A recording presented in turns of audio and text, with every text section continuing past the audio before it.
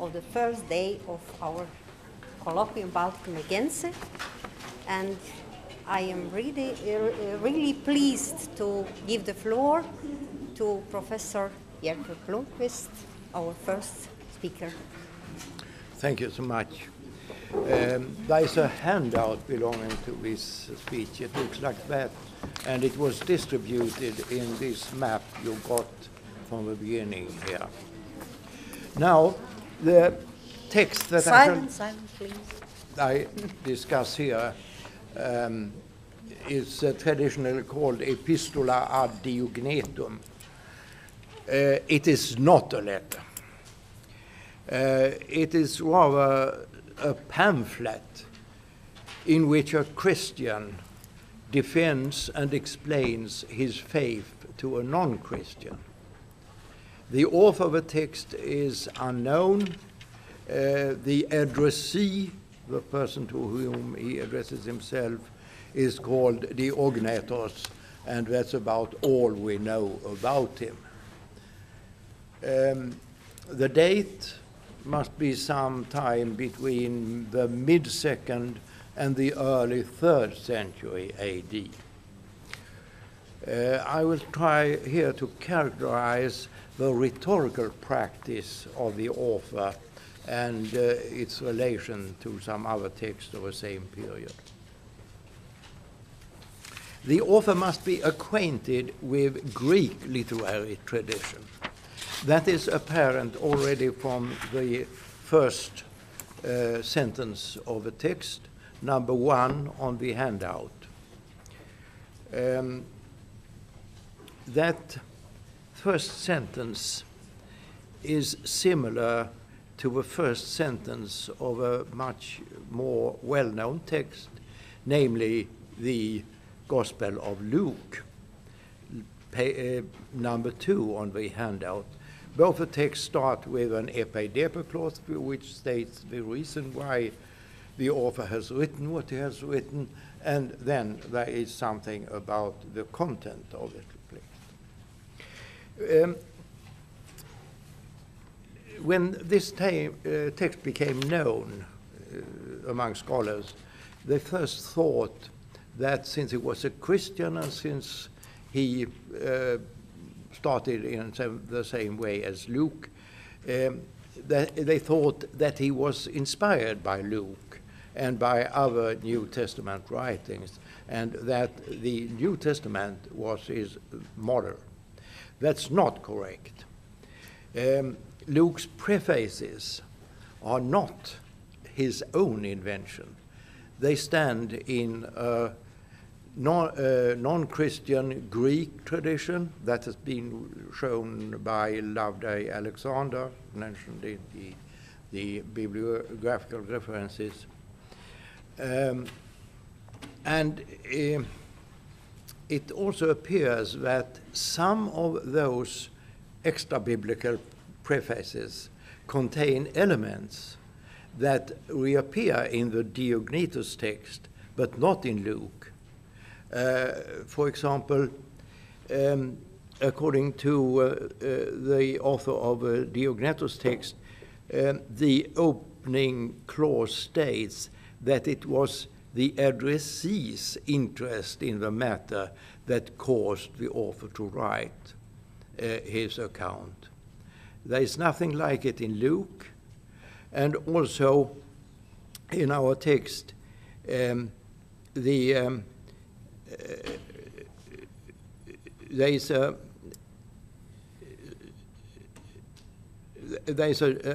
the content of a text is specified in a number of indirect questions.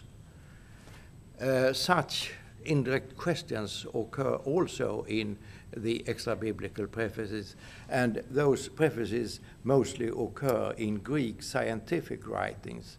The earliest example is the one mentioned here in number 3 on the handout, the first words of Diocles Charistos in a treatise addressed to King Antigonus the First of Macedonia.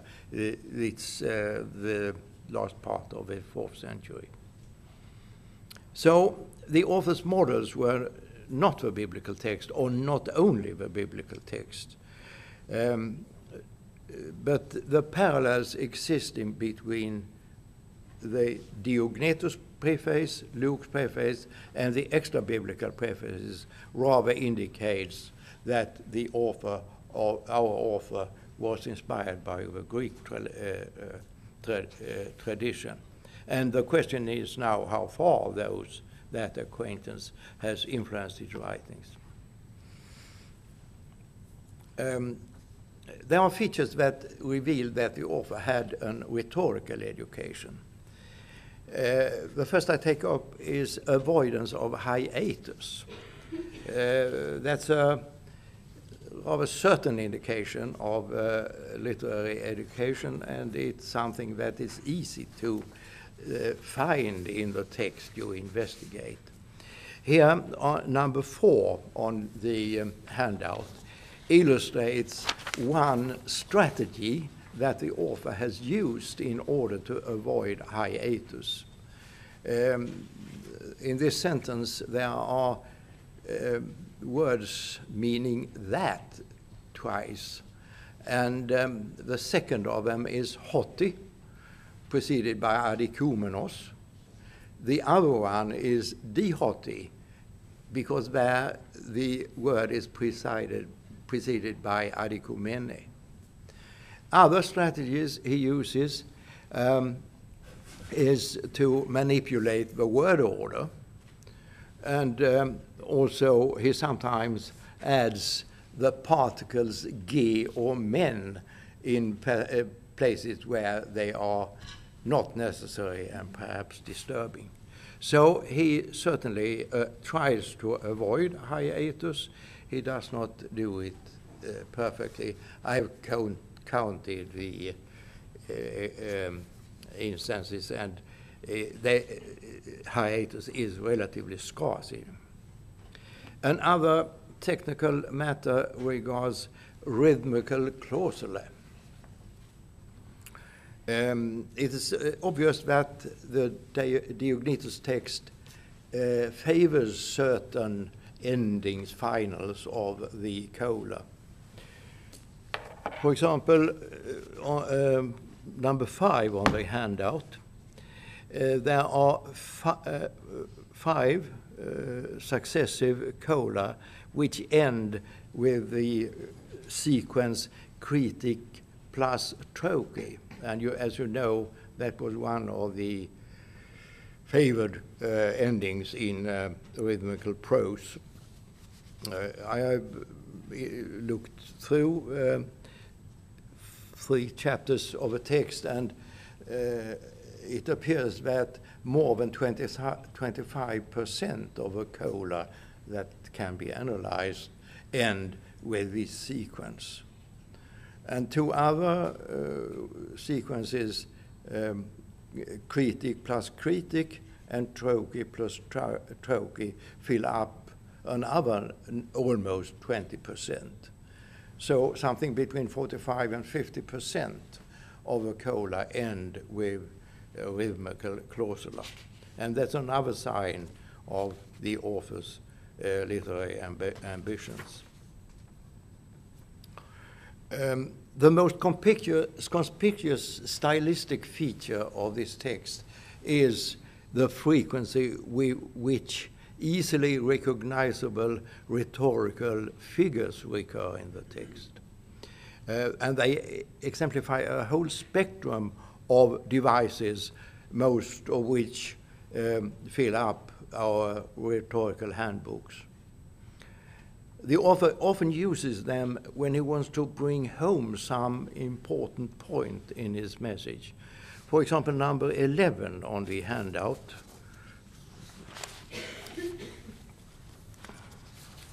There is a case of polyptoton. 2 important sequences recur there.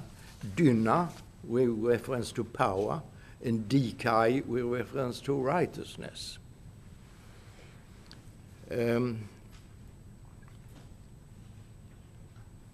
The author is especially fond of antithetical expressions. Number 10 on the handout, the contrast between the Savior and the humans he saved is enhanced here by a series of antitheses.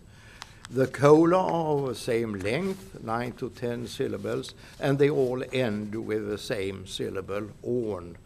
In rhetorical terms, we have isocola and homeoteleuton. And other devices that have noted by the commentators are strings of exclamations, rhetorical questions, anaphora, and chiasmus. So the author had evidently rhetorical training. Now we shall take a look at his sentence structure. The first sentence of a text, we have looked at it already, is rather complicated. Syntactically, it is one unified sentence, a long sentence, 113 words, if I have counted correct. And it's carefully structured with diverse elements, participle phrases, subordinate clauses, infinitives, and main clauses. So it comes close to a structure that could be described as a period, you know, a sentence that consists of severally structured constituent that forms a unified whole, and which is complete only when the last element is in place. It does not fool the whole. However, such sentences are not common in this text. The author strongly favors short sentences, preferably such as have an antithetical or even paradoxical content. I have an example on number 7 in the handout. It is a description of the situation of the Christians in the Roman society. And it consists of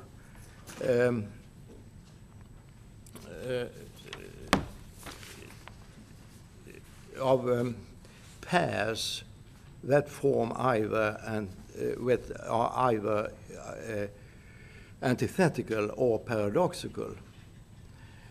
I have quoted 8 of them here. There are in fact 9 more in the list that I have not quoted. And you can see that the antitheses are joined by Allah. The paradoxes contain a chi. So short sentences are favored. And even if a sentence starts with a fairly complex and irregular syntactical structure, it normally dissolves into something else. Number 6 is an example. It's a sentence that starts with 2 coordinated participle phrases, line 11 to 14. Then comes the main clause with the main verb evolete, with an infinitive as an adjunct, pisteven hamas te Christoteti avtu. Then, and there the sentence is syntactically complete. But the author does not leave it there. He adds one more infinitive, ascenditically at that, avton hegeistai trophea. And the last word of that phrase, trophea, is turned into a list of no less than 11 divine epithets. Patera didaskalon symbolon iatron nun fos timen doxan iskynzoen. And at the end, he adds one more infinitive, ascendetically, all that one. And it takes, I think, a few seconds for the reader to realize that this infinitive merimnan is dependent on ebolete in line 15.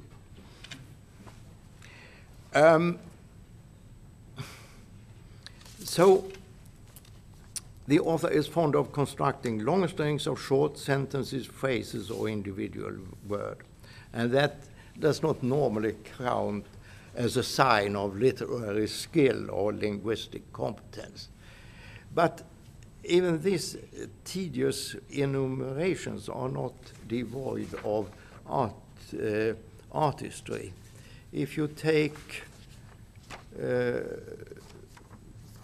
look at number 8 on the handout.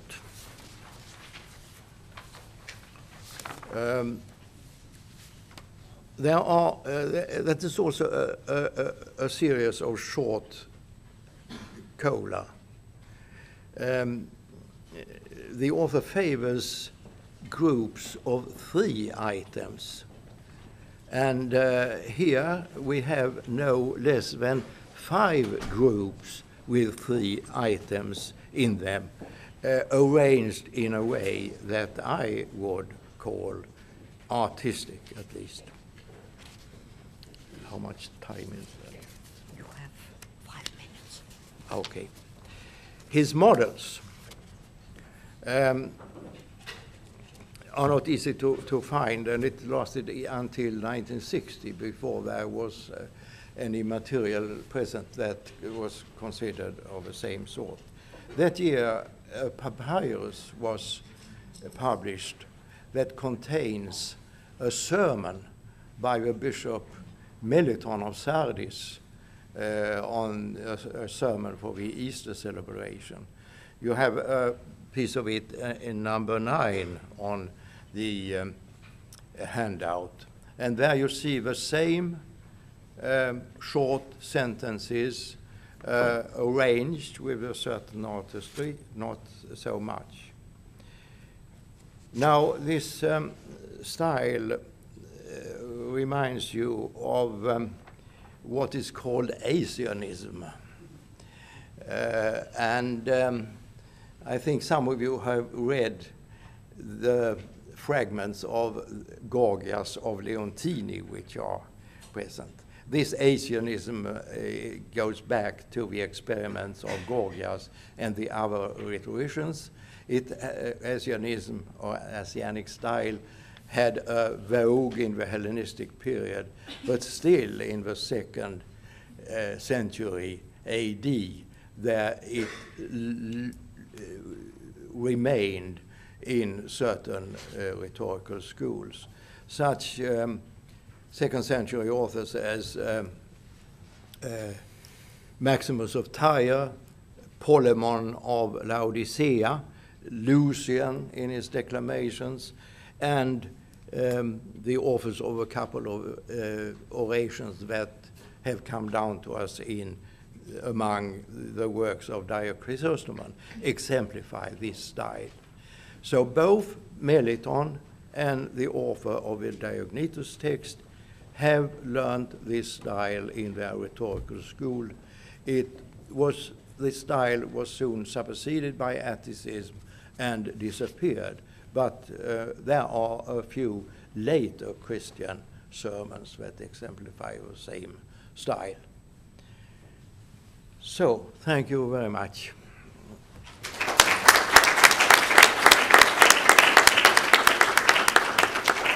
Thank you, Professor Blomqvist, for highlighting rhetorical features in this Greek text. And we have time for 1 or 2 short questions, please. Yeah.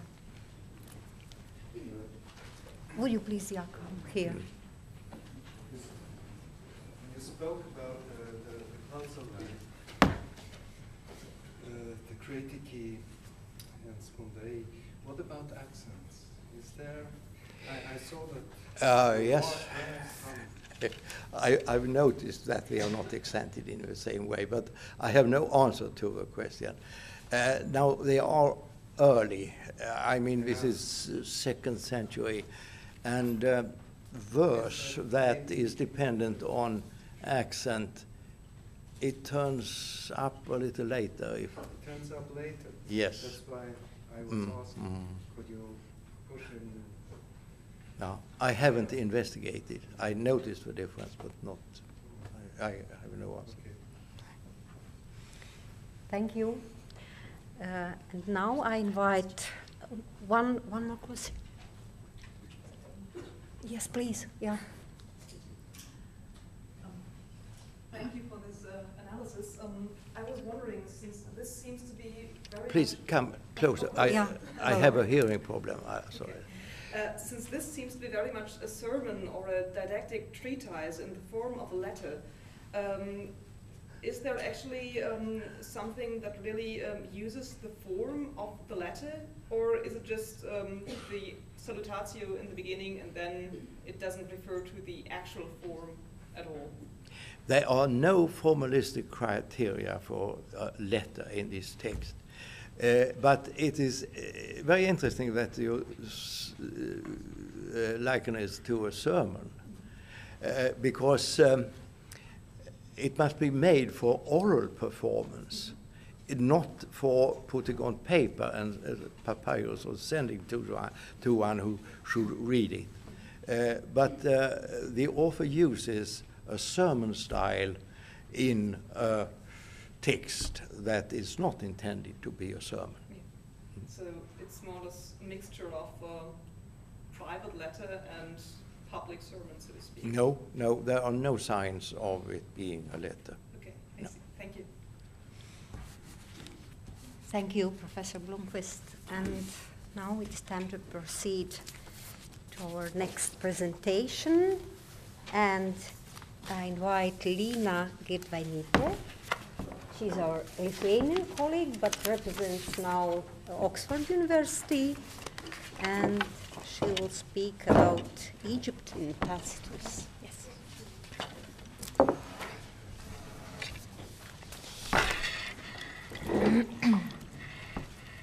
You have a handout, everyone, in your folders.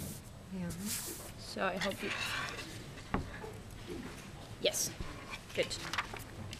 I can try to be standing, maybe maybe it will be easier to hear me. Okay. Yeah, so yes, we visited China briefly just before lunch, and now we're going to go to Egypt. And yeah, so Egypt, as we all can probably agree on that, has occupied a sort of special place in the Greek and Roman thought, or rather imagination, since their very first encounters with Egypt's long-lived civilization. So the magnificence of pharaonic architecture, the breathtaking landscape of the River Nile, and also these sort of curious, strange Egyptian rites, religious customs, were the main elements that contributed to the creation of this Egypt's sort of twofold perception. So it was on the one hand, it was a land of exoticism and fascination, whereas on the other hand, it was the ultimate manifestation of the otherness from the Greco-Roman perspective. And the scholarship has often tended to combine and compare the different sort of both Greek and Roman conceptualizations of Egypt, and then they would hope to discern certain patterns or trace the most prevalent stereotypes.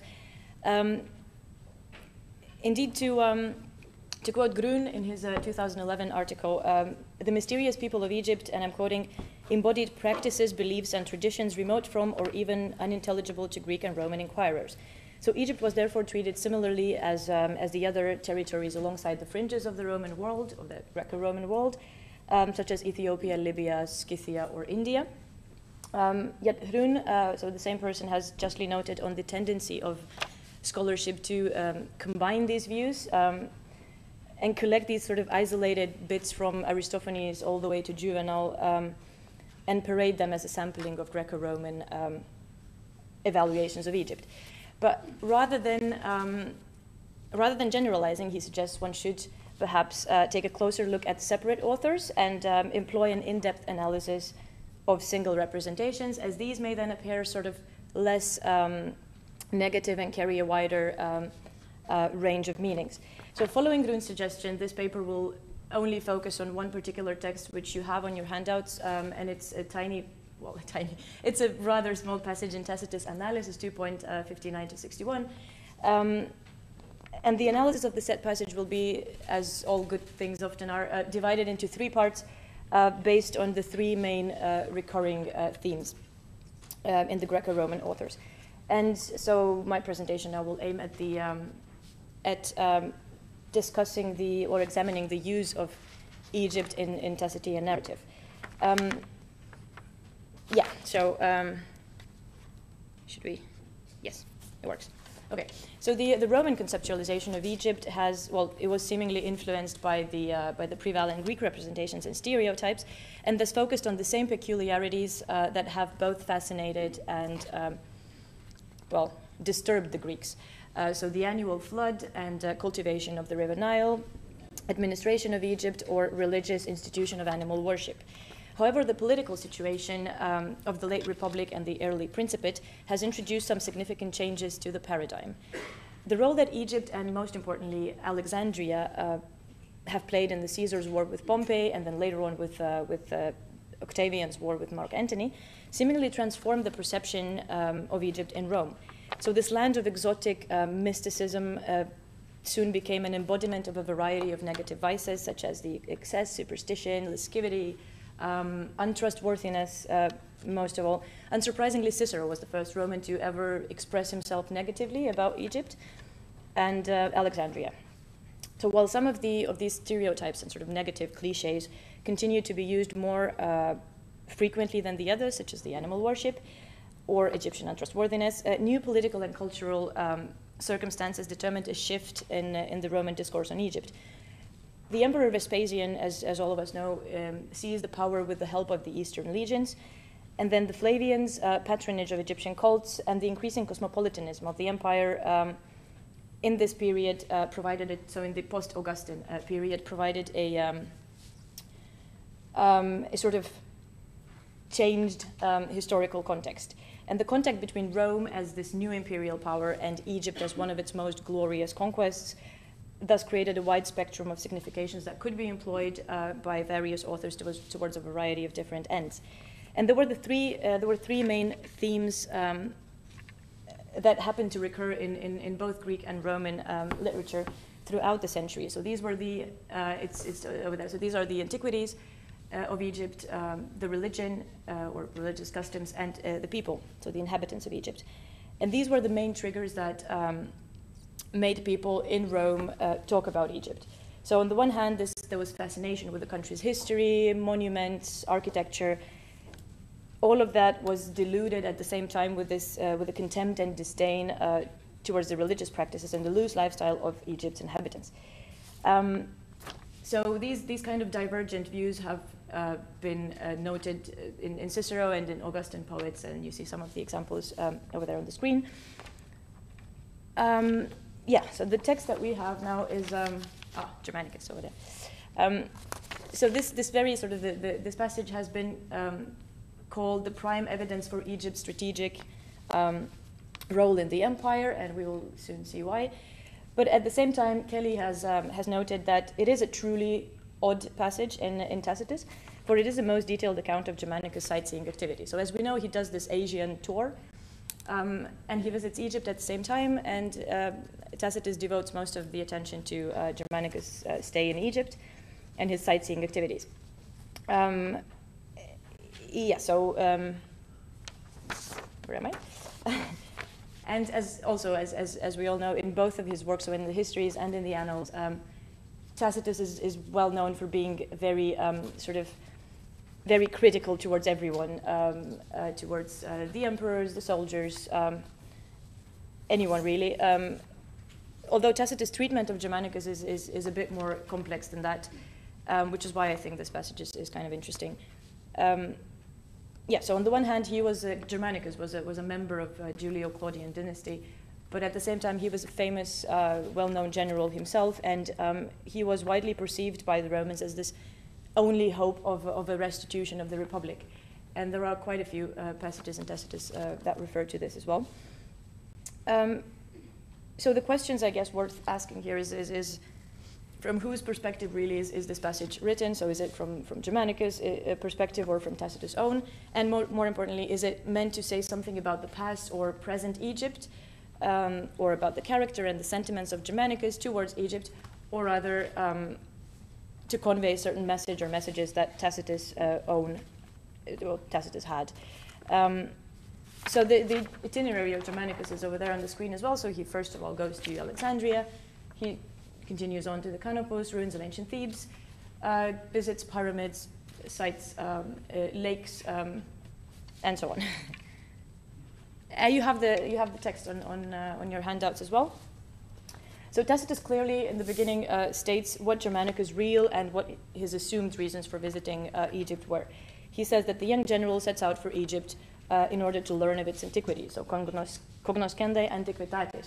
And there's this interesting parallel with Curtius Rufus in his history of Alexander the Great, because Alexander visits Egypt as well, and then Rufus writes that he went there cognoscende vetustatis.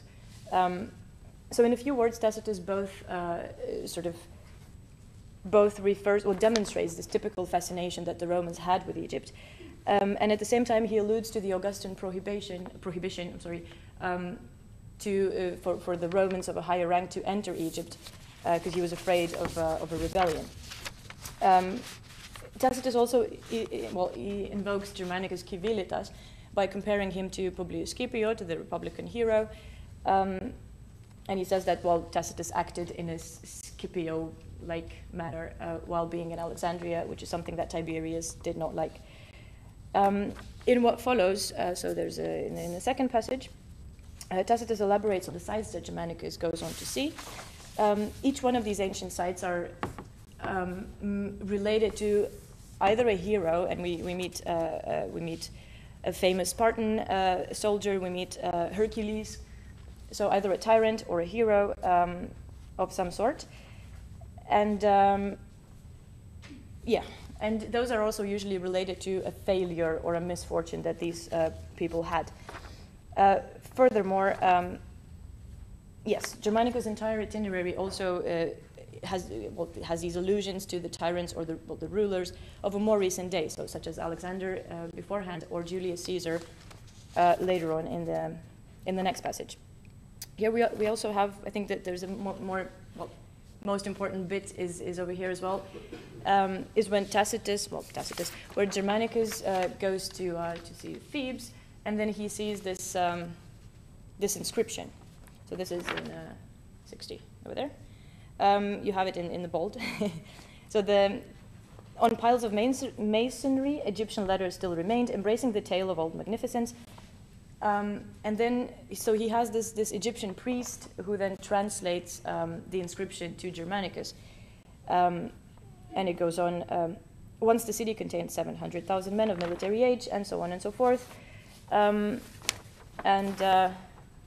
Yes, so King Ramses, he says, the inscription says that King Ramses had ruled over all that lies between the Bithynian Sea on the one hand and the Lycian on the other. And then he goes on to list the tributes that the King Ramses used to collect. And Tacitus says these were the revenues no less imposing than those which are now exacted by the might of Parthia or by the Roman power. Now, rather than seeing this as a triumphal statement of the Roman might, Benjamin Kelly, in his 2010 article, argues that one should probably perceive this comparison of the former success of King Ramses and that of Rome of the author's day as a warning about the sort of transience and the short-livedness of kingly achievement.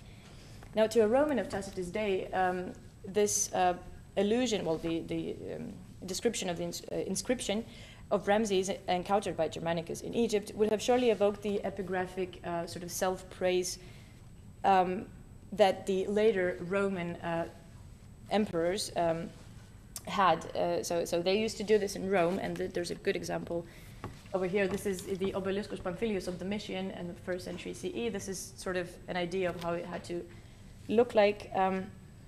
So the Roman emperor would raise something like this, and it would contain Egyptian letters about the military strength of the emperor, his foreign conquests, revenues exacted from Asia in this case, and some honorific names that were the exact same ones that were attributed to the king Ramses. Thus, by the end of the 1st century, Rome herself was full of Egyptian Theban material, so Tacitus' reader would have certainly known what he was about. And there's a very good quote I find from Ash, who says that one useful criterion for assessing the credibility of a possible allusion is relevance. So I guess it's a good one. Yeah, so the following kind of antiquitatis, so this is the very last bit, refers to that Germanicus goes on to see in Egypt, has to do with royal building activities and the manipulation of nature, as we are presented with the Colossus of King Memnon and the pyramids, the excavated lake, and so on. Now, Herodotus and Aristotle have already noted on some pieces of Egyptian architecture as monuments to autocratic excess and tyranny, which was later on echoed by the Roman moralists of the Principate. And there are a couple of examples from Pliny and Martial. Martial, for instance, employs this disparaging comparison between the pyramids of Egypt and the new Flavian palace that was being built on the Palatine in Rome. So there's a lot of intertextuality going on there, and again, a comparison between the former Egyptian power and the Roman might. Also, what Germanicus sees over there, he tries, and this is also a very sort of typical a cliche passage, that Germanicus goes on to see the source of the Nile, or to look for the source of the Nile, and there's a very good passage in Lucan in the Bellum Civile, where he refers to the Egyptian king Sesostris, or the Persian Cambyses, the Macedonian Alexander, and of course the Roman Julius Caesar, who all of them sort of representing the different empires, all of them went to Egypt, were looking for this very sort of source of the Nile, and all of them significantly failed to do so.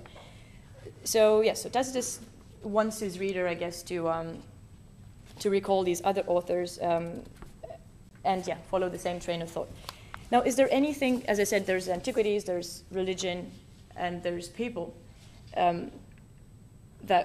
So is there anything about religion in this very passage? Well, the content of Ramses' inscription is made available to Germanicus through an Egyptian priest, who interestingly is the only reference in this very passage to Egypt's religious life at all. Tacitus deliberately, there's a couple of things that Tacitus omits, because we can presume that he knew about it, because Germanicus visited Memphis, which was the third place of these, there was Alexandria, there was Canopus, and Memphis. These were the three places of special contempt for the Romans because of their religious importance. So we don't see Germanicus going to Memphis. He just visits pyramids next to it. And we know that he consulted the Apis bull, so that he did the animal worship thing that Romans hated. Now, yeah, so we know from Pliny and Ammianus Marcellinus. So there's this selectivity that suggests Tacitus' unwillingness to portray Germanicus in the light of animal worship.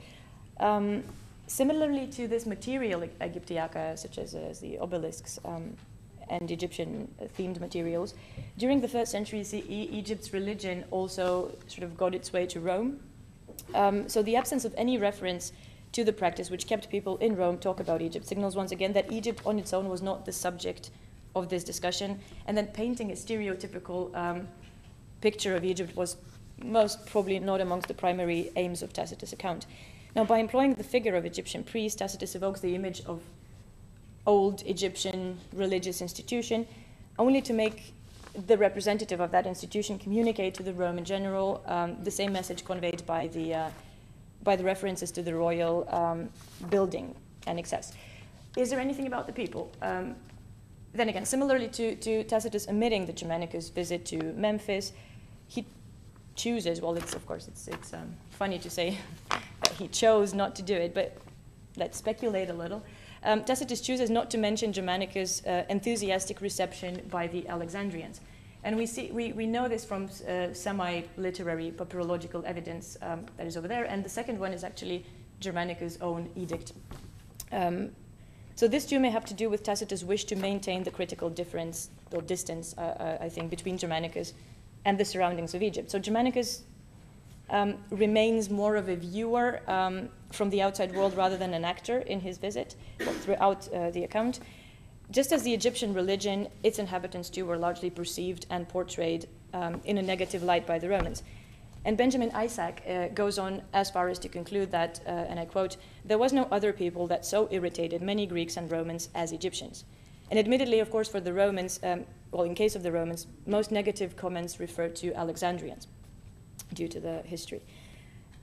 Now, these were the people, so the Alexandrians were the people who allegedly welcomed Germanicus in Alexandria with their arms wide open. And this is precisely what Tacitus chooses not to mention at all.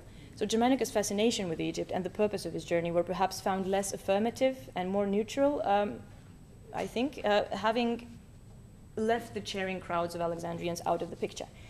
The only person to actually appear in this account is the aforementioned Egyptian priest, yet even he, as discussed a minute ago, has a special sort of role to play. Interestingly, Tacitus does not refrain from negative comments towards Egypt, towards Egyptians elsewhere, and you see a couple of passages over there. He calls Egyptians, well, this is again a cliche, very superstitious people, people who know nothing of laws, which is funny of him to say because, well, Egyptians had law like 1,000 years ago, hundreds of years ago, before the Romans did. So yes, so he does that. But once again, the fact that he omits, and there's this quite obvious selectivity in this passage, which is, I think, highlighted by comparison to what he says elsewhere. So to conclude, from what we've seen so far, the Tacitus account, yeah, I think this was the last one. Tacitus' account is certainly not a typical Greco-Roman account on Egypt. The invocation of royalty and imperialism-related images, or the very use of Egypt as a historical exemplum, was seemingly fairly relevant to the audience of Tacitus' day. And this very passage is, to quote Kelly, is an Egyptian voyage in which an alien viewer is not genuinely interested in describing Egypt for its own sake, but rather for what it says about the viewer and its own sort of world. The political situation in Rome of the time and its dependence on the province, Egypt, of course, being the main supplier of grain at the time, and the overarching, sometimes crazy whims of emperors, and the weakening of the Senate, all of these are subject to ironical treatment, I believe, in Tacitus' account, as he selects, arranges, and manipulates his material to, in order to make his reader take a critical look at what was going on. Now, while focusing on the antiquities of the country, the account lacks or even deliberately omits any kind of discussion of Egypt's peculiar religious practices and inhabitants. While monuments and inscriptions recall its former glory, Egypt stands subjected, desolated, almost deprived of people. Yeah, so although initially Tacitus notes on Germanicus' real reason to go to Egypt because he wanted to see these antiquities, I guess throughout the account he manipulates Germanicus, well, Tacitus manipulates Germanicus' voyage in order to show his readers that, what was actually left there, and there was nothing. So I guess that was a sort of a warning to his own people. Again, speculation. Yeah, and again, well, to Tacitus, as well as to other post-Augustan authors such as Juvenal or Pliny, Egypt may have merely provided a dramatic setting rather than evoked the story told, and I guess this is the main conclusion of this talk. And at the time of the writing, Egypt was becoming ever more present in Rome itself. So yes, the material was there to be absorbed, retailed, and employed, as it definitely guaranteed the reader's attention. So if there's Egypt there, people are going to read and want to know about it. But then it was up to an author, I guess, to decide how and to what ends to use that material. Thank you.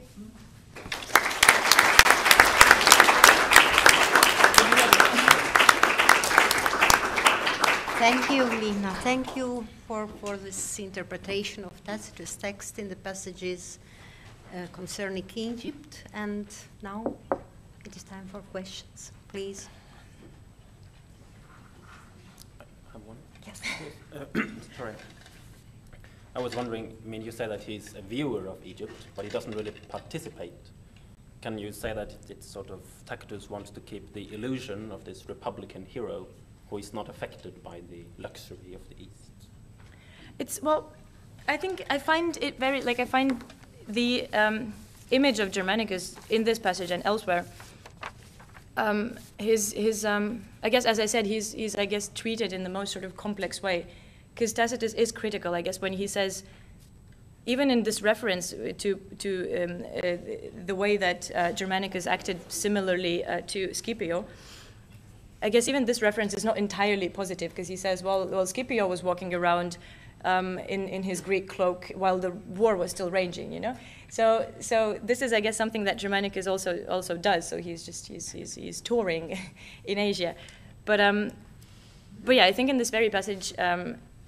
He is there, but then I think he's just merely, well, Germanicus' character is just merely used for portraying other things, because he doesn't really do anything there. There are no people. Yeah, he's just, well, sightseeing and seeing nothing, I guess. So, if that answered you. More questions, please? No. Well, then thank you again, Lina. And we are lucky. We have here two specialists in Tacitus. And I invite Aske Damtoft Poulsen from the University of Lund and Tacitus again, this time within the context of Libertas. Sorry, my voice is a little bit struggling, a little bit of technical difficulty. But I think we will be all right. We have been to China, we have been to Egypt. Now I would like to bring us to Britain for this talk. I want to start in Rome, though. There is a great quote, and I'm not going to say from an ancient author, but from a Hollywood movie called The Gladiator, when the Emperor Commodus, he is in a Senate meeting, and he explains to the senators how he views his own role as emperor, and he says, "The people are my children. I am their father. I shall hold them to my bosom and embrace them tightly." And then the senator asks him, "Have you ever embraced someone dying of the plague?" And he gets very mad and so on. But what I want to point out is that this idea of the emperor as a father, it is not a Hollywood interpretation. It exists in the ancient sources, as I aim to show you. Now, the aim of this study has been to investigate how the twin concepts of liberty, libertas, and slavery, servitus, are presented in the text, the Agricola of Tacitus. I want to know what we can learn about how these concepts were understood, and doing this by close reading the passages where they appear. As a guide to my reading, I have tried to apply a metaphor theory by George Lakoff and Mark Turner. I will tell a little bit more about that later. I have divided my talk in 4 parts. Firstly, I will give some historical background, introduce the Agricola. Then I will introduce the theory. Thirdly, I will present some results from this investigation, some metaphors. And lastly, I will refer to my second title here, A Study on the Power of Metaphor. I will investigate 2 different competing metaphors for how the emperor was pictured. So first, the historical background. Now, after the consolidation of the Principate, the Roman nobles found themselves in a sort of identity crisis. They were used to, their main vocation in life had been to engage in politics freely on equal terms, but this was no longer possible. Thus, having killed Julius Caesar, his assassins claimed that they were the liberatores, the liberators. They said that they had liberated the Roman state from a tyrant, from a dominus. And as you can see from the first example on your handout too, Cicero lived in the same conceptual world when he said that in spite of the master having been killed, we are not free. His surprise is to be seen, meaning in spite of what one could believe, killing Caesar has not made us free people again. Now, this basic distinction between libertas and servitus in antiquity is between, of course, a slave and a free man. But it is also used to describe the difference between a free state, in sense independent, and one under foreign domination. However, there is also a third use, which is that between a state where senators play a part in the directing of politics and one where the emperor, the monarch, monopolizes political power, between republic and empire. And all of these three distinctions appear in the Agricola. It deals with libertas on two levels. Its main plot is the story of Agricola, the man who subjugated the northern part of Britain during the reign of Domitian. And Tacitus addresses the problem of how to live a free life in an unfree state. However, at the same time, the work deals with the subjugation of Britain. The slavery of the Britons, which is very much concrete, they might actually end up as proper slaves. And the slavery of the Romans, which is more abstract, is juxtaposed. And in this way, Tacitus invites the reader to see the parallels. Now for the theory part. Lakoff and Turner, these two metaphor theorists, they part company with earlier metaphor theory in a very wide definition of metaphor. They argue that metaphor is not merely some sort of literary ornamentation, but it is something that goes on in our minds. Metaphors are about understanding and conceptualizing the world. That's why they coined the term conceptual metaphor. Metaphor is not about what we write, but how we think. And you can imagine this by considering terms such as life, death, and time. It is impossible to speak about these terms without using metaphor. Time flies, time goes, time passes by, and so on. We view time in a particular way to make sense of it. Thus, metaphors do not take place on paper, they take place in our minds. And investigating metaphor can be a way of investigating how people thought about particular concepts. And this is what I have tried to do in this study. I believe that this theory can invite us to make a very close philological reading to see exactly what kind of words are associated with, for example, libertas, which verbs are used to modify it or so in a sentence. So yes, I will move on to point 3. Some examples from my investigation, and this is first A on your handout. As you will see, the line between metaphor and definition or description can become very problematic with this very wide definition. And it can be questioned whether, for example, my number A, liberty is a goddess, is a metaphor at all. But I will leave that for now. Remember that they have redefined metaphor, so they can call it whatever they want. Now, Tacitus claims to have heard from Agricola himself that conquering Ireland would have been advantages also against Britain, since if there were Roman armies everywhere, liberty would, so to speak, be lifted away from sight. Note that liberty is here very much concrete. First of all, it can be lifted away, toleretur, and it can be seen. Or rather, perhaps she can be seen.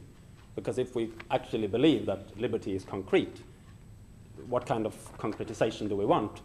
Can we have? And it must be a person. Because we all know that the Romans would conceptualize liberty. Libertas was a goddess. It would not have been uncommon for Romans to have seen statues of libertas. We have, I would argue, an example of this metaphor in the famous pre-battle oration that Tacitus puts into the mouth of the British chieftain, Calgacus.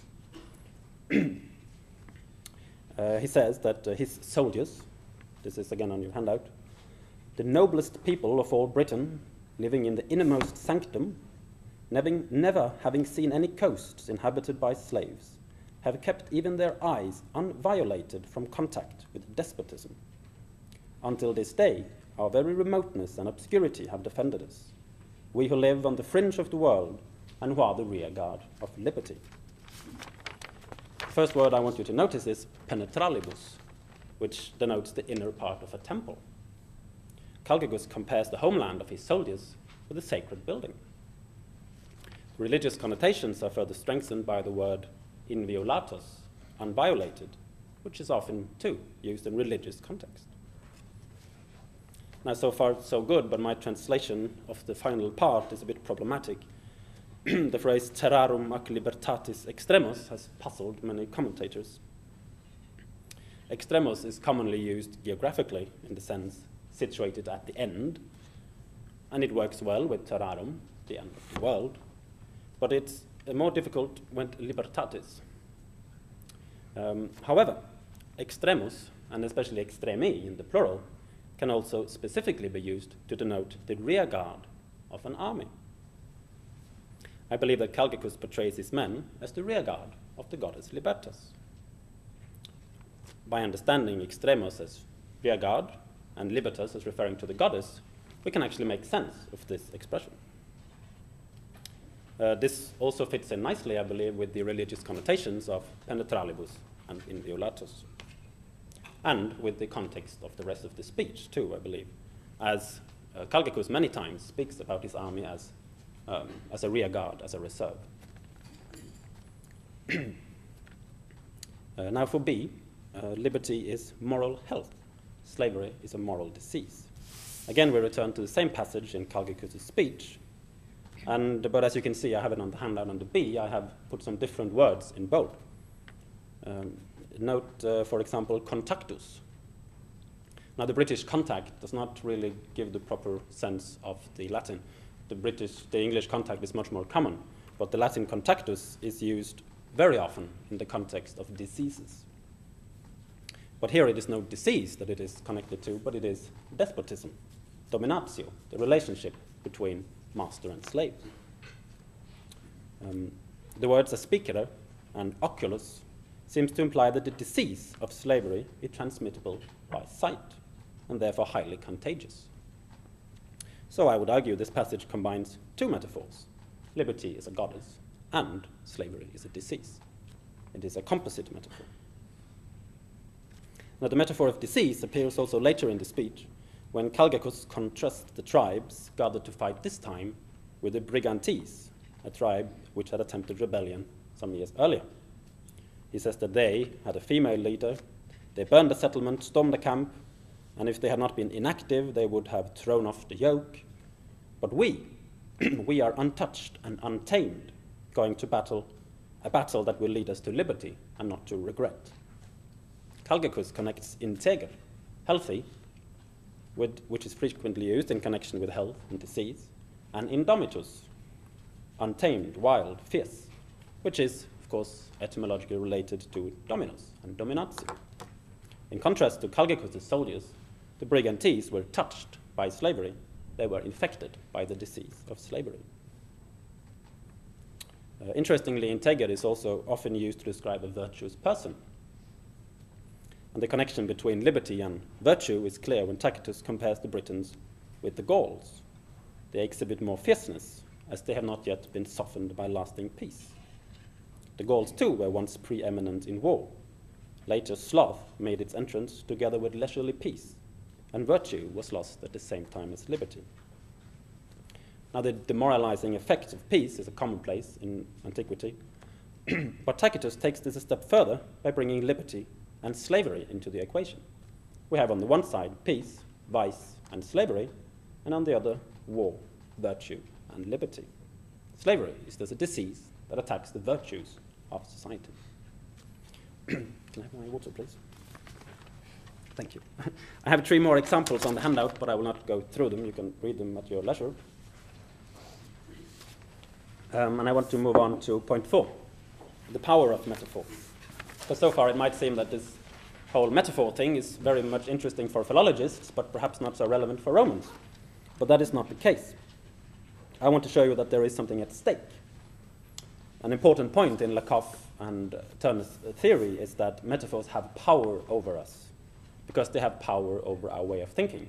If we conceptualize something in a specific way, that affects our actions. We could say that controlling metaphor is a way of governing the soul. The next metaphor is a capital example of this, number C. a man serving a bad emperor is a slave. Now, when Agricola arrives in Rome, at the end of the Agricola, this text Agricola, Tacitus writes that he was received with a short kiss and without any conversation was mixed in with the servile crowd. The word servientium, from turbae servientium, servile crowd, is related to servus, of course. So turba servientium should mean a crowd of slaves. However, most translators give something much milder, like obsequious mob or courtier crowd. Quite old translations. But this obscures the basic meaning of the word servire, which is to serve a master in the capacity of a slave. Now, the people attending Domitian's court are presumably not real slaves. They are his friends. But they certainly act like they are, Tacitus says. Another example is when Agricola is approached by some of Domitian's men and encouraged not to ask for a new province to govern. They praise peace and quiet indirectly. They offer their help in commending his excuse. And finally, no longer with discretion, but advising and threatening at the same time, they dragged him to Domitian. The word pertrahere, to drag, is commonly used of prisoners, criminals, and slaves who are dragged, and I quote the Oxford Latin Dictionary, to punishment or some other unpleasant fate. Now, these connotations of slavery, I believe, are not diminished here by the explicit naming of Domitianum. And as you can see, if you remove his middle three letters, you have dominum. Pertraxere ad dominum, to the master. Now, the connection between the real slavery of the Britons and the abstract slavery of the Romans are connected also through the term patientia. It is a positive trait for soldiers. It connotes endurance, but not for free men. It connotes submissiveness. The Britons connected with their slavery. They write that with fear banished, the governor absent, they began to discuss among themselves the evils of slavery, compare their injustices, inflame them, so on. They said that nothing was gained by submission, which is then patientia. Likewise, for the Romans, patientia and slavery are connected. At the very beginning of the Agricola, Tacitus writes of the Senate's lack of opposition to Domitian. Without question, we gave an extreme example of our submissiveness, patientia. And as a former age had witnessed the extreme of liberty, so we experienced the extreme of slavery. In short, patientia is a trait appropriate for slaves and soldiers, but not free men. In short, how much time do I have? 3 minutes. 3 minutes, perfect. In short, what we see is that the serving an emperor or a bad emperor was understood metaphorically as being a slave. This was made possible by the fact that the master-slave relationship had some shared characteristics with the noble emperor relationship. Both consisted of an unequal power relationship that included degradation, obedience, civility, and punishment. The emperor filled in the slot of master, and the nobles filled in the slot of slaves. Now, such an understanding, and this is an important point, of the relationship between emperor and nobles had dangerous consequences for how the nobles reasoned about and evaluated their condition. It was a problem for the emperor, because granted that it is unseemly for a Roman noble to be a slave, the metaphor itself seems to legitimize rebellion and tyrannicide. Thus, it was of vital importance for the emperors to promote a different, an alternative. And for this we return to Commodus, but also to Augustus, who was the first Roman emperor to get the title Pater Patriae. The same honor was bestowed on many emperors. So instead of the relationship between slaves and master, the idea of Pater Patriae presents the relationship as between father and sons. The nobles were encouraged to view the emperor as a father figure. This was made possible because there are indeed common characteristics between a father and an emperor. I mean, the father had, in theory, unlimited power over his family. But at the same time, although sharing this characteristic with the master over his slaves, there are completely different connotations.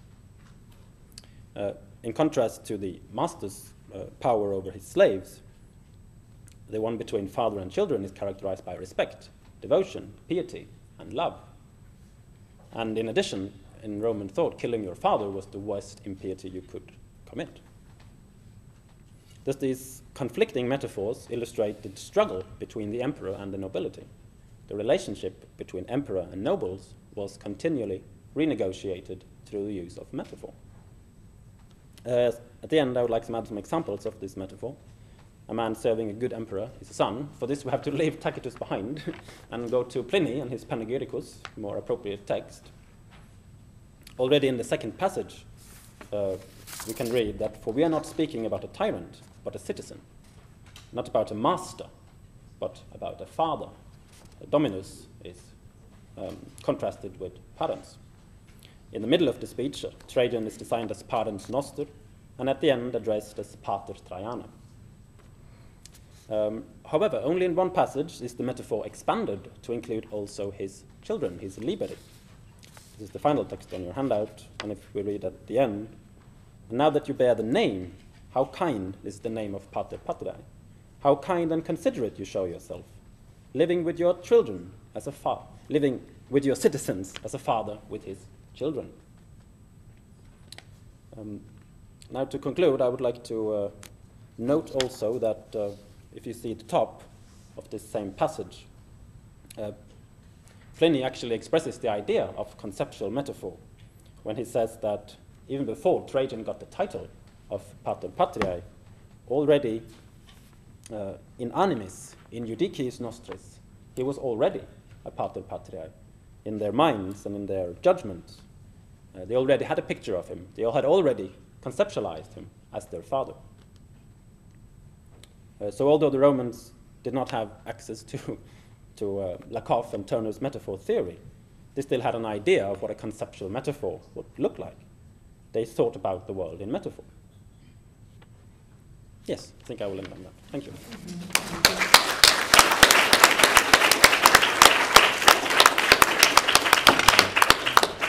Thank you. So please, we could have one short or two short questions. Yes, please.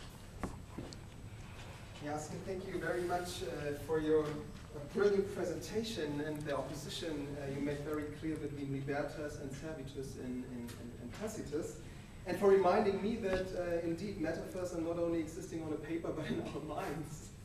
So the question is, to me, Agricola 13, the passage that you cited twice on the paper, isn't it surprising then, or is it not? Is it surprising that the opposition between libertas and servitus is not made at this point? But when it comes to nouns, the opposition is dominatio and libertas.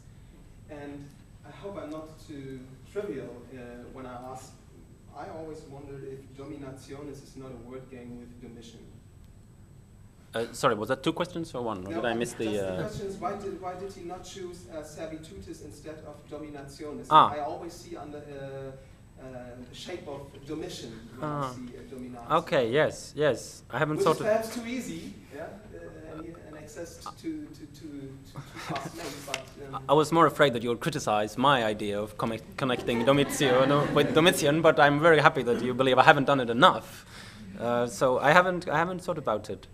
I mean, he uses dominatio quite a few times in the Agricola, indeed. Exactly. And But, the normal opposition one would make is servitus and libertas. Yeah, I don't know how what would be the opposite of dominatio. Sorry, I returned the question. Yeah, the question is if it really can make a pair of Yes, words, and the pair of words is just not dominatio. So there is no real. The answer, I would say, is there is no real opposition, and that is why there's more under dominatio than we might think. There is no real opposition between dominatio and libertas. No. I don't know. There is because the nouns, the abstract nouns are servitutis, and libertatis. And dominatio does not enter in this field. It is a synonym, of course. Partially, yes. Yeah. I don't know. You have in this. The word is quite present there.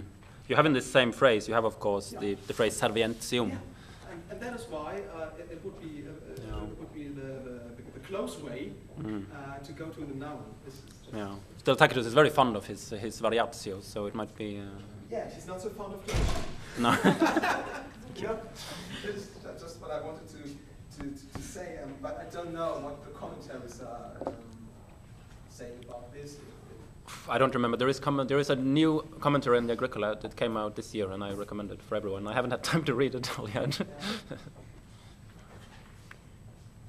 Well, thank you. And now I give the floor to Kadri Novikov, our Estonian colleague from the University of Tartu, about the different genres in the texts of Achilles Statius and Eustathius Macrembolitis.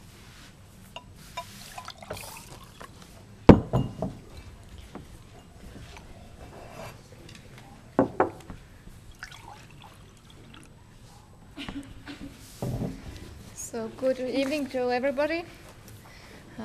One more paper to bear, but I hope you bear with me. So as somehow usual, my papers in these colloquia are connected to the previous ones, and this is not different. Perhaps you remember that last year in Marburg I talked about the narrative tempo management in the novels of Achilles Statius and Eustathius Macrembolitis. The first one from the 2nd century AD and the second from the 12th century AD. And the results of my analysis showed that the narrative tempo is slightly quicker in the novel of Eustathius, as he concentrates on narrating scenes where also some action is presented. Achilles Statius, although he usually develops his plot slightly faster, still has a slower overall or general narrative tempo. And today I would like to speak about the main reason the narrative tempo is different in these two novels, namely the genres both authors have chosen and preferred to use in their works. And as my analysis has shown, that each genre is presented in a certain tempo management type. So my method for analyzing genres was developed on the basis of Leucippe and Cleitophon by Achilles Statius. As you see on this picture, I have divided the novel as a genre itself into 10 genres and 21 subgenres, according to the form, function, and content of a text section, so that each coherent section corresponds to one genre or subgenre. The analysis showed that the occurrence of these genres is quite similar also in the novel of Eustathius, the Hysmina and Hysminias. Most of the genres and subgenres which are used by Achilles Statius occur in similar form and function in Eustathius' novel. On the other hand, several differences may be brought out. And now I would like to discuss some genres more thoroughly, trying to show how the use of these affects the narrative tempo and how narrative tempo management in some genres differs in these novels. The most frequently occurring genre in both novels is, as natural to a narrative text, is narration of events. This is the first NA, which forms 34.3% of Statius' novel, following by descriptions, about 17%, dialogues, about 14%, contemplations, almost 9%, and judicial speeches, almost 9% of the novel. When we take Hysmina and Hysminias by Macrembolitis as comparison, we get the following results. Narration of events is again used most frequently, but as much as 10% more than in the novel of Achilles Statius, 44.3%. This genre is followed by descriptions, as in the novel of Statius, about 19%, and dialogues, also similar to Achilles Statius, but then persuasion and prayer, and lamentation, almost 7% of the novel. When we look at the distribution of subgenres in the narration of events, we can see that most frequently used subgenre in both novels is narration of the plot. And this is the subgenre which occurs 10% more in the novel of, almost 10% more in the novel of Eustathius. The narrative speeches are used rather equally, and the subgenre summary is used twice as much in the novel of Eustathius. The subgenre introduction of a character does not occur in Eustathius' novel. And in this graph, I present a simplified division and the subgenres which are in general presented mostly in quicker narrative tempo are colored red. The 0 level, where narrative time and story time are more or less equal, is colored green, and the slow narrative tempo is presented as light blue. Thus, we can see that within this genre narration of events, Eustathius' narrative tempo is much quicker. Here I would like to make a quick reminder of the narrative tempo management types I talked last year. I regard as slower types the pause, where the story time stops and narrative time moves on, and expansion of time, where narrative time is longer than story time. On 0 level, the narrative time and story time move on more or less equally, and the quicker types are slight compression of time, where the story time is slightly compressed in narrative time, detailed summary, where detailed accounts of events are presented, brief summary, where only the most essential action is presented, and ellipsis, where an omission of story time is expressed with few words or not at all.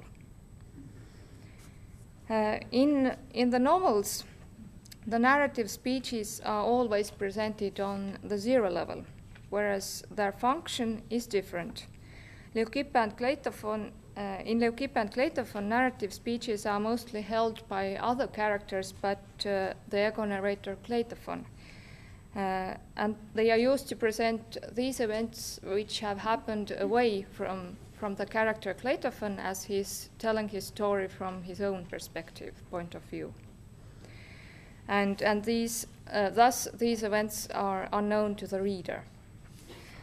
But in Hysmina and Hysmenias, the narrative speeches are mostly presented by the ego narrator Hysmenias himself, and he's repeating already these events that are known to a reader. But moving on to other subgenres, when we take a closer look at the division of the two subgenres, narration of the plot and summary, into quicker types, 0 level, and slower types, we can see that Achilles Statius uses slower types even within these genres more than Eustathius. In the graph, in the subgenre narration of the plot, the proportion of the slower type, the blue, is much larger than in the novel of Eustathius.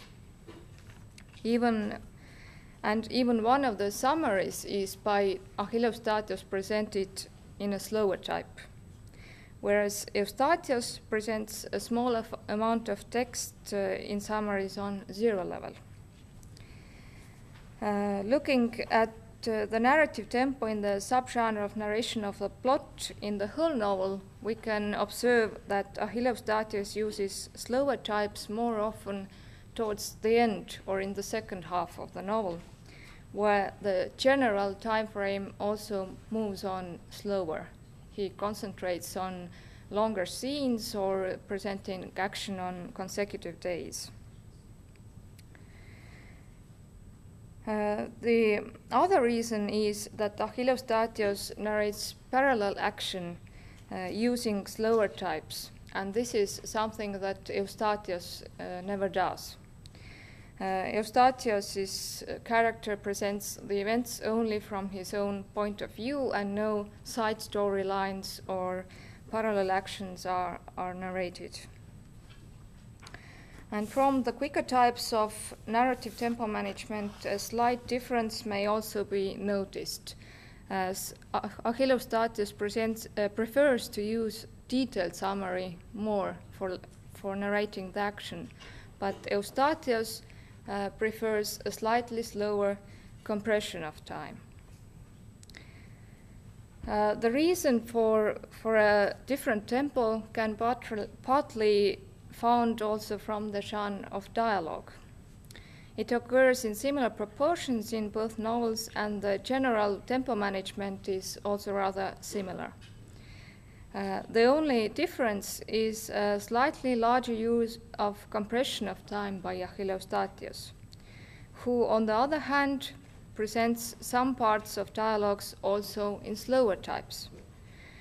The genre of dialogues includes short narrative passages between the utterances of characters in direct speech.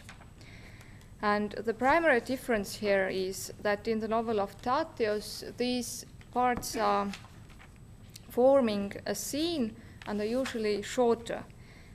They present the background activities, describe feelings of characters, etc. And thus they belong into this genre of dialogues. But in the novel of Eustathios, these narrative parts are usually longer, and they are regarded as the other subgenre, the narration of the plot. Thus, a large part of Eustathios' novel is composed of the frequent alternation of dialogue and narration of the plot, which form scenes. And the dialogues are then in most cases presented on 0 level only. In the novel of Achilleustatios, the longer narrative sections are mostly not part of scenes, but present events between scenes. And there, Tatios, as I said, prefers to use the quicker type for narrating. In the genre of descriptions, however, we can't see such a great difference in general. In the more frequently occurring subgenre description of an object or ekphrasis of an object, in the novel by Eustathios, actually more text is presented in slower types than in the novel of Achilleustatios. Still, this is caused by one excessive description of a painting which is presented in expansion of time, where the story time moves slower than narrative time. The ekphrases of events are presented more frequently by Achilleustatios, but the tendency to use quicker narrative tempo for this is similar in both novels. Greater differences in the use of description of emotions, and especially description of dreams, where also quicker narrative tempo is dominating in the novel by Eustathios. The descriptions of dreams occur only twice in the novel of Tatios, but have a very important role to play in Hysmina and Hysminias. All of the dreams presented by Eustathios contain direct speech, and even longer parts in direct speech as lamentation or dialogue, which are then presented on the 0 level. Descriptions of emotions are similarly presented primarily in the quicker types, compression of time, but some descriptions in both novels are also presented in the slower type expansion of time. The subgenre contemplations. In the novel of Achilleustatios, 2 subgenres occur: the embellished contemplation, which occurs on 0 level, and one also in a slower type. and this is also the subgenre which occurs in the novel of Eustathius. But the other subgenre, short contemplation, occurs only in the novel of Achille Eustathius. And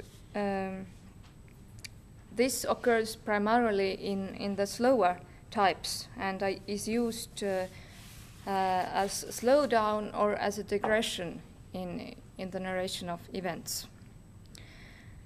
Thus, Achille Eustathius' inclination towards slower types can be seen more clearly in this genre. The subgenre explanations offers similar tendencies. From the two subgenres, the explanations in the direct speech of character again occur only on zero level. But the explanation by the main narrator is presented mostly in slower tempo in the novel of Achille Eustathius. Often these explanations, as the short contemplations in the previous genre, function as slowdowns, but they receive their subject from the plot. In fact, most of the explanations by the main character are presented in slower types, also in the novel of Eustathius. But one long explanation is presented in compression of time, as a slightly shortened version of the actual explanation is presented to the reader. And thus again, the quicker tempo is obvious in Eustathius' novel. From other genres, we can observe a similar use of lamentations, 5.4% in the novel of Achille Eustathius and 6.5% in Hysmina and Hysminias. And these are all presented on zero level. A large difference is in the use of subgenres persuasion and prayer, which occurs much more often in the novel of Eustathius and has a much greater importance there. Also, these subgenres are presented on the zero level. The letters occur in similar proportions and are presented on zero level. Only one letter in Leucippe and Cleitophon is presented as compression of time, a quicker type. Myths are presented either on zero level or in slower types, but occur more often in the novel of Achille Eustathius. Only one short novel myth is presented in Hysmina and Hysminias. The subgenre fable is missing at all in Eustathius' novel. Similarly, both subgenres of judicial speeches, the accusation and refutation, which again form quite a large part of Tatius' novel, about 7%, and are presented on zero level. And these, the missing or occurrence of judicial speeches and fables again contribute much to the greater use of zero level in the novel of Achille Eustathius, and resulting also with a slower general tempo of narration. Altogether, 5 subgenres which occur in the novel of Achille Eustathius are missing in Eustathius' novel. As I said, the 2 judicial speeches, fables, introduction of a character, and a short contemplation, all belonging to slower types or zero level. On the other hand, 2 additional genres may be found in the novel of Eustathius Macrempolites, an address and a rejection. But these form a very small part of the novel, and they don't influence the overall picture regarding the narrative tempo. So, to conclude, we can say that the slower tempo in Leucippe and Cleitophon by Achille Eustathius is primarily caused by the use of the genres short contemplation, introduction of a character. In addition, the explanation by the main narrator are presented in slower types in the novel of Achille Eustathius. On zero level, three subgenres, fable, accusation, and refutation, which comprise a large part of the novel of Achilles Statius, do not occur in Husmina and Husminias. In addition, embellished contemplations occur much more often in Leucippe and Cleitophon.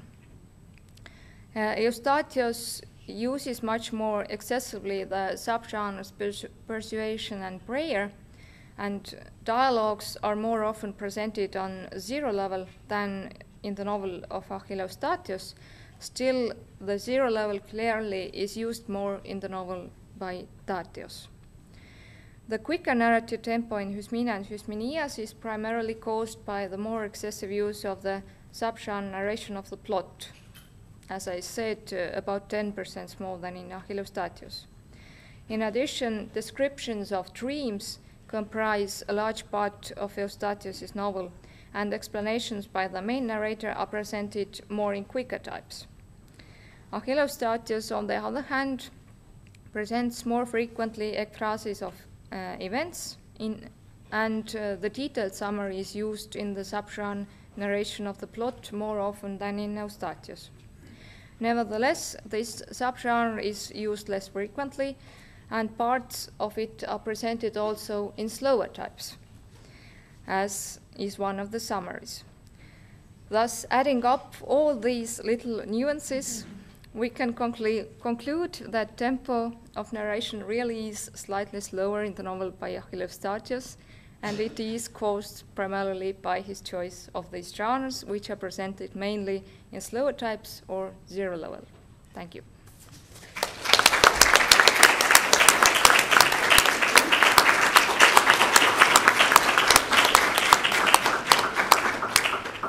Thank you. Our questions or comments, please. Yeah. Oh. We are really active at the end of Colloquium. Yeah. I have 3 points. Oh. One is a wish, one is a remark, one is a question. Could you maybe open up the first? No, it was the second. When you showed that. Yes, that one. I think that was a very good diagram to show that we all think that the first level should be the most part, yeah? Telling the events or something, yeah, to narrate. But we all know that in Homer, that's not the case. We have 65% dialogue, yeah? So my first thing, my wish would be, couldn't you present next time? Things like that. And compare it with Homer, or with Brunetti, or something modern, yeah, modern novels. Because I think it would be much more show the specialties of how those narrations in Greek novels are done. Yeah? Just a wish. I don't know if it could be done. Then second, I wanted to ask you, why did you bring the section description and dreams together when you thought that there's many sentences done, many lines are done as diamond speech. Yeah, I was interested in that. And the last thing, I thought we all always think that the definition between event and description, yeah, to narrate or to describe, could be so easily done. But as you have explained, we have ekphrases and ekphrases and descriptions that rise so many images that we really have difficulties then in applying categories like tempo and such things. Yep. Okay, I will try to answer. The description of dreams. Yes, it is. As I said, the methodology was developed on the basis of the novel of Achilles Statius, and there only 2 descriptions occur, and they are very short, and they are really a description what he saw, and the character is really different in the novel of Eustathius. On the other hand, I think that Eustathios is not using to present the plot of his novel during the dream.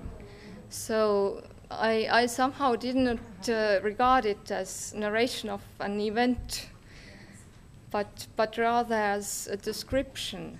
And sometimes he also said that in one description of a dream, he says, or then I think I regarded it as a summary already.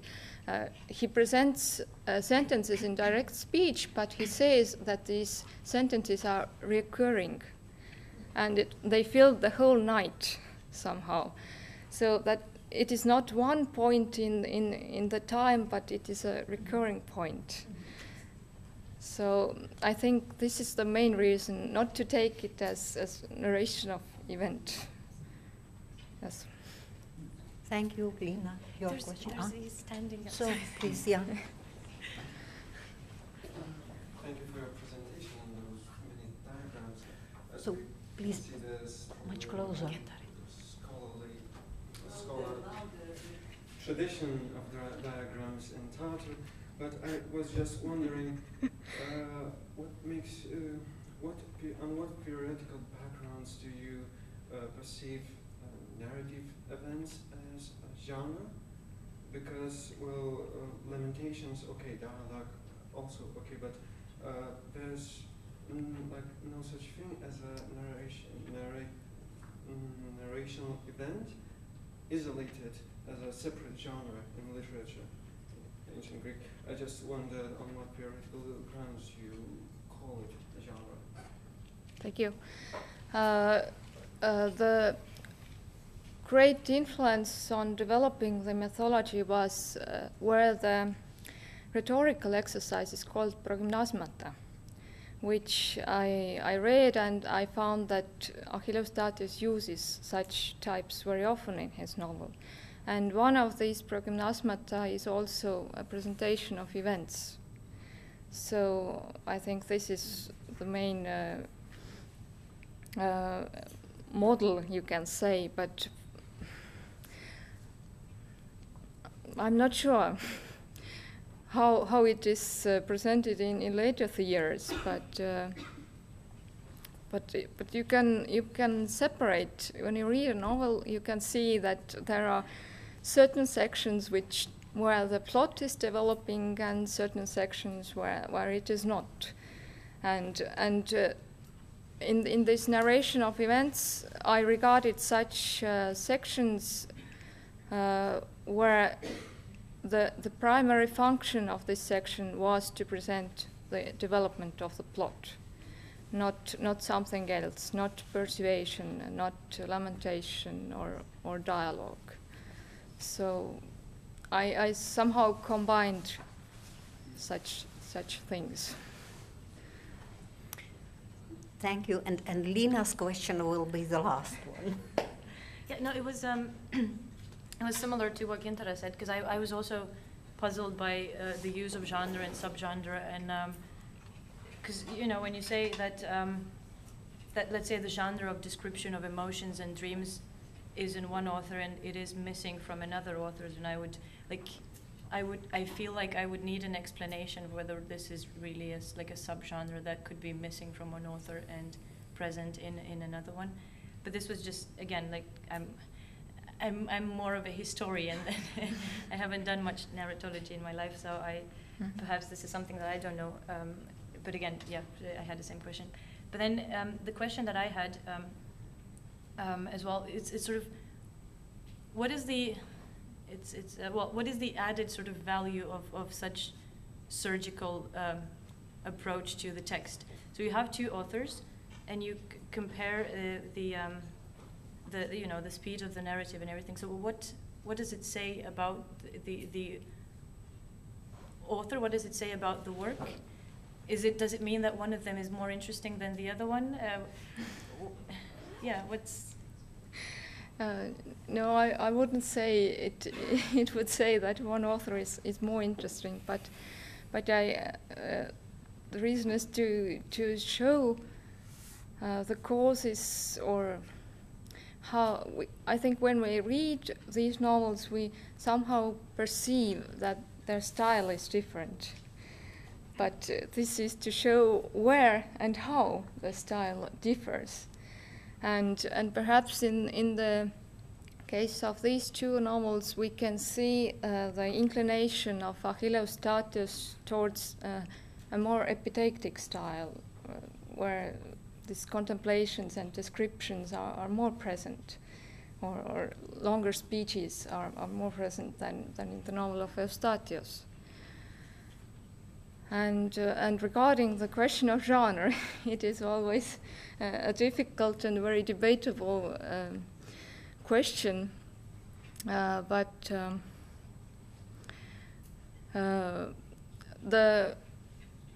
the novel itself can be regarded as a genre, and then I just left from this subgenres the notion of sub, because then I would have gotten the subgenres, and this would have been a less clearly understandable presentation.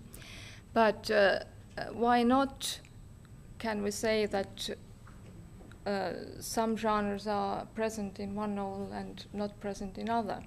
Because I thought if you apply your research to, I mean, you could do this with like any work. You could do this Yes. with Homer, Yes. and you could do the same research with any sort of ancient Greek narrative, and then wouldn't the conclusion be that all of them are different? Yes, somehow, but I think this analysis shows that they are still rather similar. Yes, that there are only few genres that are missing or added in one or another.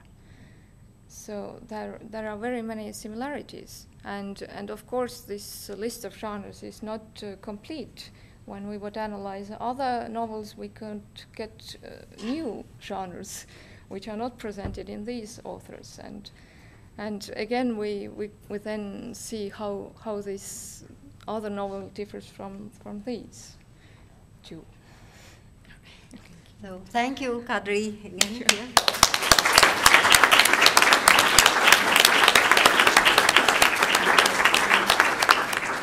Thank you to all the speakers of this session, and thank you for this great first day of our colloquium. I think you will agree with me that we are tired but satisfied, and we are glad to see our Liva to explain our next steps. What will happen next? Yeah. Of course. I'd like to congratulate you all. This really long working day is over. The working part is over. Working. Now starts the fun. As you can learn from your invitations, now it's time for virtual tour of Riga from the perspective of divers. Impressive, isn't it? So, you are going to be divided in 4 groups. There will be guides or divers, I don't know. 2 of them will speak English, 1 in German, and 1 in Latvian. So, you have to somehow arrange yourself. And after you will return back to the ground from the perspective of Daedalus, we will be waiting for you at the lobby. And then we will take you to this Hyperborean Dionysia, which is located near your hotel. So you have to choose. You can come with us by foot, or there will be some of us who will lead you to the bus and show how to get there. It's just across the river.